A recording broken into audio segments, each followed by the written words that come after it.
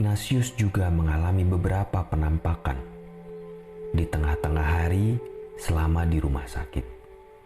Penampakan-penampakan yang terjadi berulang kali ini tampil sebagai suatu wujud yang mengambang di udara yang berada di dekatnya, dan wujud ini memberinya rasa ketenangan yang amat dalam.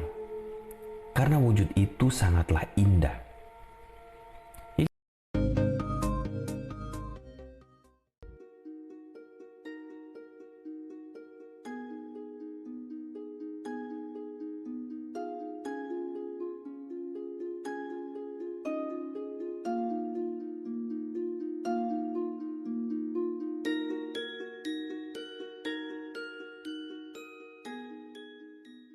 Kata itu bukan sekedar bunyi, namun melalui bunyi tersampaikan sebuah makna. Tercetusnya kata tentu ada maksud yang ingin disampaikan oleh pengucapnya. Untuk itulah kata tersebut harus didengar. Jadi sia-sia usaha pengucap apabila tidak ada telinga yang terbuka dan kehendak yang sedia untuk mendengar.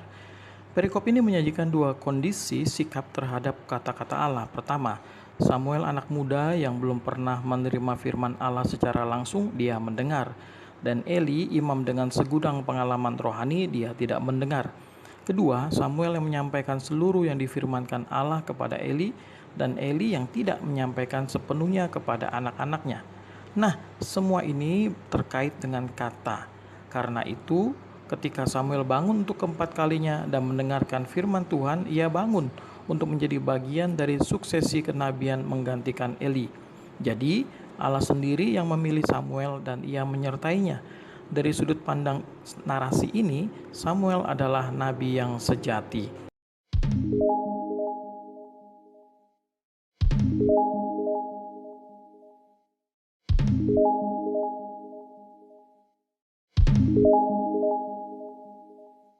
Ignacio Lopez de Loyola, atau yang kita kenal sebagai Santo Ignatius de Loyola, adalah pendiri dari Serikat Yesus. Ia dilahirkan di kastil keluarga bangsawan Loyola di wilayah Basque, Spanyol. Ketika masih kanak-kanak, ia dikirim untuk menjadi abdi di istana raja. Di sana, ia tinggal sambil berangan-angan bahwa suatu hari nanti ia akan menjadi seorang ksatria yang hebat. Ignatius kemudian masuk militer dan menjadi seorang perwira. Pada penyerbuan benteng Pamplona, Ignatius bertempur dengan berani, namun ia terkena peluru meriam dan terluka parah. Di kemudian hari, ia mendapat penghargaan karena kegagahannya dalam pertempuran itu. Tetapi luka di tubuhnya membuat Ignatius terbaring tak berdaya selama berbulan-bulan di atas pembaringannya di benteng Loyola. Ignatius meminta buku-buku bacaan untuk menghilangkan rasa bosannya. Ia menyukai cerita-cerita tentang kepahlawanan, tetapi di sana hanya tersedia kisah hidup Yesus dan para kudus. Karena tidak ada pilihan lain, maka akhirnya ia membaca juga buku-buku itu. Perlahan-lahan, buku-buku itu mulai menarik hatinya. Hidupnya mulai berubah secara perlahan. Ia berkata kepada dirinya sendiri, "Mereka adalah orang-orang yang sama seperti aku. Jadi, mengapa aku tidak bisa melakukan seperti apa yang telah mereka lakukan?" Semua kemuliaan dan kehormatan yang sebelumnya sangat ia dambakan, tampak tak berarti lagi baginya sekarang.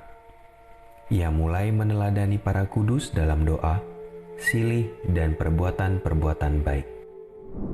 Setelah sembuh, Ignatius mengunjungi sebuah biara, di mana ia menanggalkan jubah militernya dan mempersembahkannya kepada lukisan Sang Perawan Maria.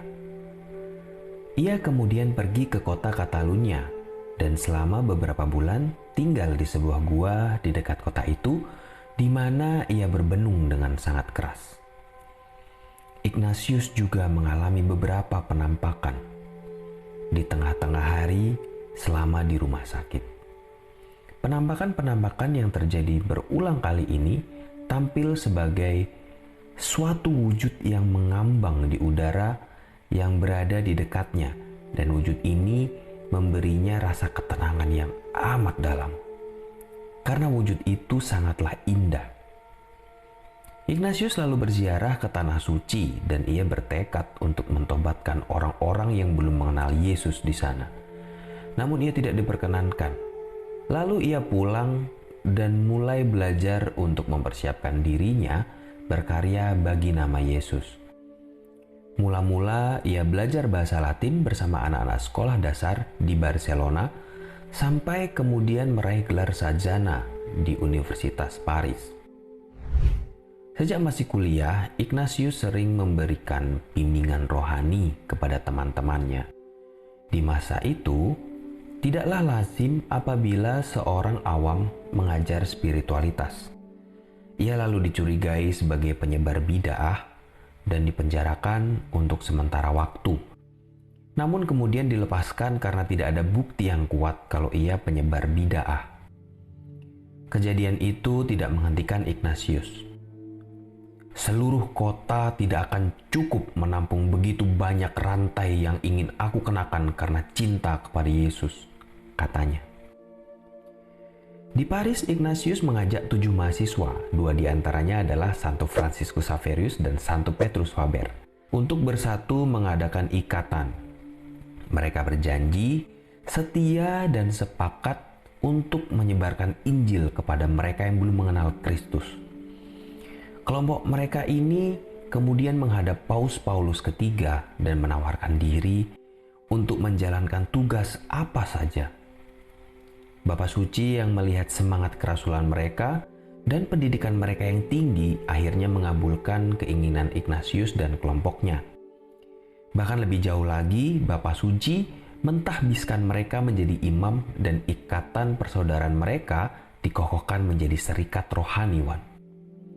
Serikat ini kemudian dinamakan Serikat Yesus dan mendasarkan diri pada 3 kaul, yaitu kaul kemiskinan, ketaatan, dan kemurnian.